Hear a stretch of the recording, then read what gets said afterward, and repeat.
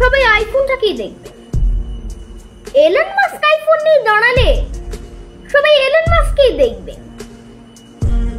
তুমি 20,000 টাকা দামের ব্র্যান্ডেড শার্ট কিনলেও সবাই শার্টটাকেই দেখবে। এদিকে ঋত্বিক রোশন ফুটপাতে 200 টাকার শার্ট পরলেও সবাই ঋত্বিক রোশনকেই দেখবে। তাই বলছি কি, ব্র্যান্ডের পিছনে ছুটাছুটি না করে নিজেকে ব্র্যান্ড বানানোর চেষ্টা করো। গাদা গুচ্ছের টাকা খরচ করে শো অফ করে কিচ্ছু পাওয়া যায় না। বাবা মায়ের থেকে দামি জিনিস কেনার জেদ না করে নিজেকে এমন জায়গায় নিয়ে যাও